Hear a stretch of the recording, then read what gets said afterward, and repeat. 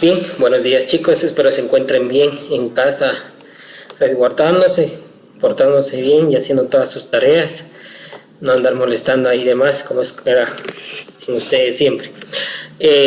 Pues ahorita vamos a comenzar nosotros ya el cuarto bimestre. Espero que todos hayan podido terminar bien el tercero y hayan salido bien con sus notas.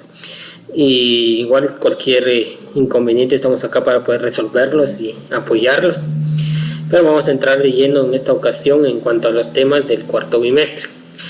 Vamos a seguir la misma línea histórica que traíamos en el tercer bimestre con los acontecimientos de la independencia, la época liberal,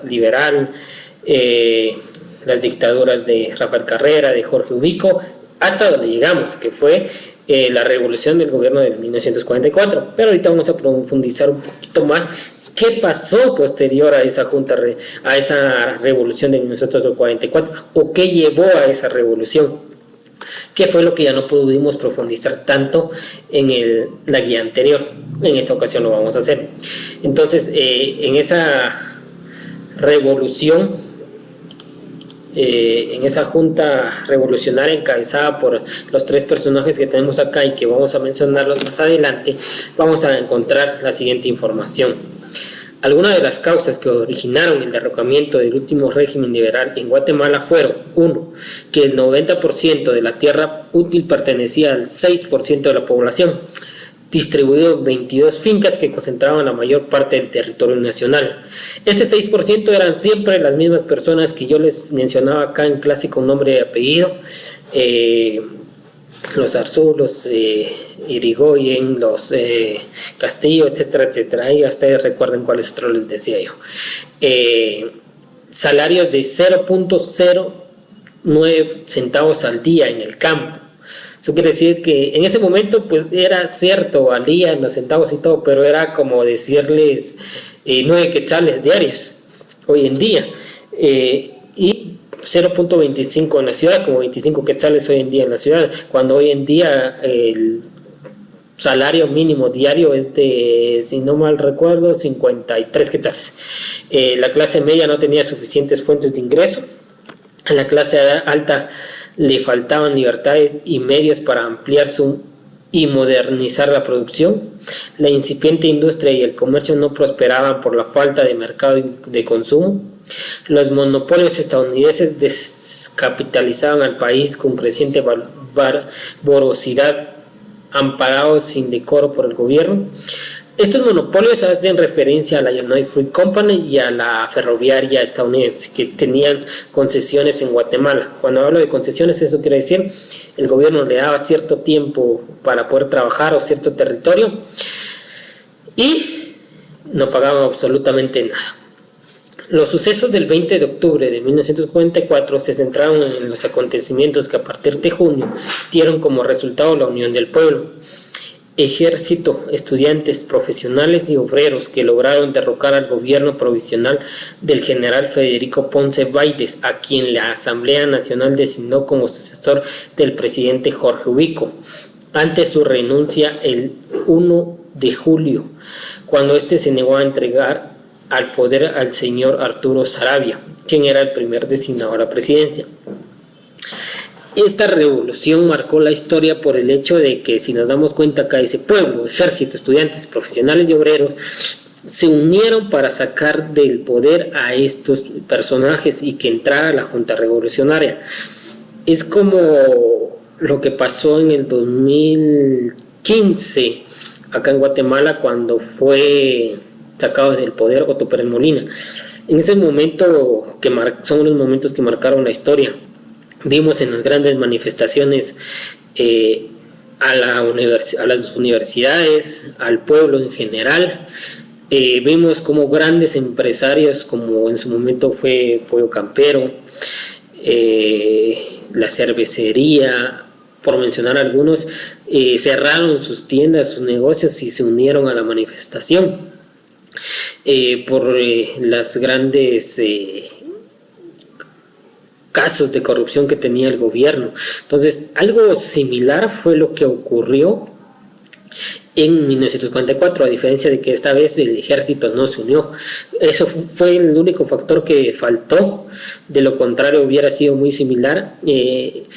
La revolución de 1944 o las secuelas de la revolución duraron 10 años, los 10 años en que Guatemala pues logró encontrar un punto o un camino de desarrollo, lo cual por beneficiar al pueblo en general, tanto Jacobo Arbenz como otros personajes pues fueron tachados de comunistas, y al ser comunistas eran que ellos no querían empresas, que no querían nada, que no querían desarrollo. Entonces a Estados Unidos no le favorecía esto porque todavía se encontraba la United Fruit Company en Guatemala, otras empresas importantes. Entonces Estados Unidos no quería perder el poder que en ese momento tenía y que hoy en día tiene muy grandemente, porque pues seguimos siendo dominados, o los gobiernos se siguen dejando dominar por lo que Estados Unidos quiere y los intereses tanto políticos y económicos de Estados Unidos. Entonces eso es parte de la revolución. Es el cambio violento de las condiciones económicas, culturales y estructuras políticas que giraban alrededor de lo relacionado con el fenómeno del ejercicio del poder. Guatemala vivió una acción violenta para cambiarlas y terminar con la dominación de aquellos que se beneficiaron de ellas desde hace 77 años. Al recordar la revolución de 1944 se asocia de inmediato a la lucha de los estudiantes, obreros, militares y al pueblo en general contra el poder solapado del general Jorge Ubico, materializado en la persona de su heredero político, el general Federico Ponce Baités.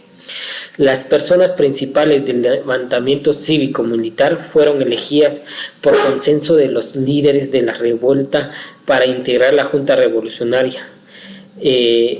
Estos personajes fueron el mayor Francisco Javier Arana, el capitán Jacobo Arbenz Guzmán y el civil Jorge Tariello Garrido. Asumieron en nombre del pueblo de Guatemala la responsabilidad de dirigir el país. Algo importante, Jacobo Arbenz Guzmán, que es uno de los que más suena en la historia, él no se encontraba en Guatemala, él se encontraba en Argentina, y pues siendo informado de todo lo que se vivía en Guatemala, fue llamado para venir a cubrir ese cargo por el prestigio que él tenía y por cómo era considerado. Y es una de las personas que para muchos historiadores o personas lo consideran como uno de los mejores presidentes que tuvo Guatemala, porque realmente se interesó en ayudar a la población más que en los intereses políticos y todo lo demás. Entonces él marcó bastante la diferencia. Hay ciertos libros, ciertos documentos que escriben este periodo que se le conoce como los 10 años de primavera en Guatemala, y termina con todo esto. Nos narra un libro bastante importante que se llama La Esperanza Rota, porque estos 10 años o esta revolución era la esperanza de tener una Guatemala más desarrollada, más donde la igualdad se diera más, donde se viviera la inclusión, donde no hubiera discriminación, etcétera. Pero si no mal recuerdo, ustedes vieron un video el año pasado acá en el colegio en donde veíamos cómo Estados Unidos mandó a cierta parte de su ejército para derrocar a Jacobo Arbenz Guzmán y fuese sacado de Guatemala de una forma bastante trágica, porque él se tuvo que ir a México y estando en el aeropuerto pues lo consideraron de ladrón y todo eso, lo desvistieron y registraron hasta la última parte para poder ver si no se había robado nada del gobierno, cuando él lo único que quería era darle tierras a los indígenas para poder trabajarlas, y se las daba quitándoselo a los grandes empresarios o a los monopolios estadounidenses, y es por eso que llevó a que lo consideraran comunista y lo sacaran del gobierno, obviamente porque no se dejó manipular por los Estados Unidos. Poco es lo que se sabe de la gran labor legislativa que realizó la Junta Revolucionaria de Gobierno, integrada por 2 militares y un civil. El civil, en principio, cumplieron su palabra de gobernar provisionalmente, así lo hicieron.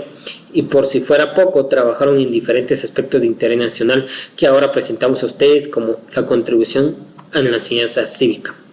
Los logros principales fueron: ellos estuvieron únicamente 5 meses en el poder, el 20 de octubre, y entregaron el poder el 15 de marzo de 1945 al presidente electo Juan José Arévalo Bermejo.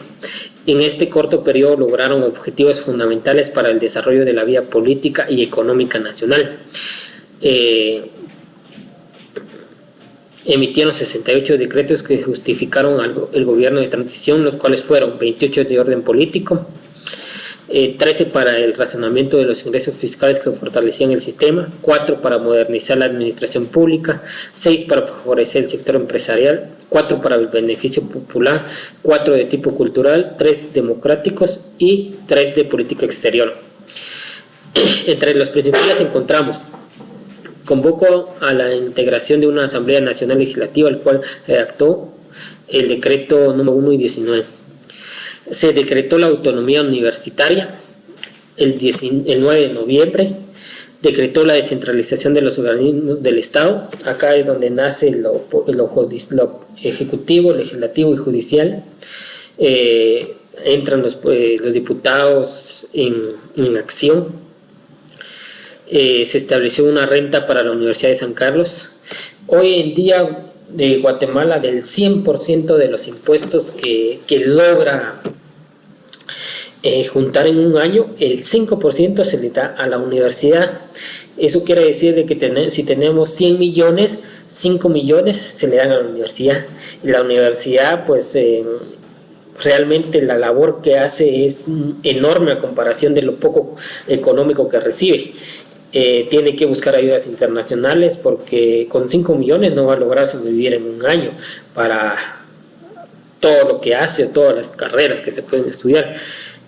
Nueva organización del ejército, reorganización de las municipalidades, recreación del Comité Nacional de Alfabetización, aumento de jubilación y Montepíos, creación del Ministerio de Economía y de Agricultura, deja sin efecto el reconocimiento de Guatemala al gobierno de Francisco Franco en España. Se decretó la ley de titulación supletoria, se decretó la ley de contratación de trabajo agrícola. Estos fueron los de la Junta Revolucionaria, los logros. Posteriormente a esto entra al cargo de presidente Juan José Arévalo Bermejo, y después de ello entra Jacobo Arben Guzmán. Son alrededor de 8 años más este tiempo en el que Guatemala encontró un paso, un desarrollo como tal, y dentro de esos otros 8 años restantes encontramos estos logros: la creación del Código de Trabajo, la apertura de educación nacional sin discriminación, apertura de los sindicatos, creación del Instituto Guatemalteco de Seguridad IX, derecho de voto para las mujeres y analfabetos, reforma de la moneda, pagos de deuda externa, reforma a la educación y creación de la ciudad olímpica. Bueno, vamos a desglosar algunos de estos. Del Código de Trabajo, antes se hacía lo que el patrón decía y no importaba si el trabajador estaba de acuerdo o no, no tenía derechos, no tenía derecho a un sueldo digno, no tenía derecho a vacaciones, era explotado. Apertura de los sindicatos: son aquellas organizaciones que nacen en un espacio grande de trabajo y que velan por los derechos del resto de los trabajadores. La creación del IX, ya sabemos que es otro tipo de hospitales que velan por los jefes o los dueños de una empresa tienen que pagarle parte a esto para poder que sus trabajadores tengan derecho a acceder a estos servicios. No son los mejores, pero es lo que hay en Guatemala. Derecho de voto para las mujeres y analfabetos. Anteriormente a estos años las mujeres no tenían derecho ni siquiera a estudiar, ni a votar, ni siquiera a opinar como tal. Reformas a la educación, se vuelve una educación universal, no importa cuáles son, si eran indígenas, si eran ladinos, si eran criollos, mestizos, no importaba, todos tenían derecho a una educación gratuita. Y la creación de la ciudad olímpica, que es tal vez lo que más ustedes lo van a conocer mejor que yo. Hace referencia al Estadio Nacional Mateo Flores o Doroteo Guamuch Flores, y al conjunto de todo lo que se encuentra alrededor de lo mismo, porque parte de lo que también es el Hospital Roosevelt, porque el Hospital Roosevelt fue creado como un conjunto habitacional para cuando se utilizó la ciudad olímpica, para que todas las personas, los Juegos Centroamericanos fueron los que se desarrollaron ahí, entonces todos los deportistas venían y se alojaron en el conjunto del Hospital Roosevelt. En ese momento todavía no era hospital, pero ya tenían la idea de que posteriormente, a terminarse los Juegos Centroamericanos, pasar a hacer un hospital para aprovechar las instalaciones. Entonces vemos cómo parte de lo que se desarrolló en ese momento sigue siendo fundamental hoy en día en la historia. Son parte de aquellos lugares que siguen manteniendo o dándole una identidad al país. Entonces eso sería prácticamente esta guía, y acaban las instrucciones de su tarea. No está difícil, la verdad, así que igual saben que cualquier duda me pueden escribir al correo o a mi número de teléfono para poder solventar estas dudas y evitar inconvenientes. Quedo a sus órdenes. Recuerden siempre tener cuidado y precaución para poder saludarlos pronto. Hasta luego.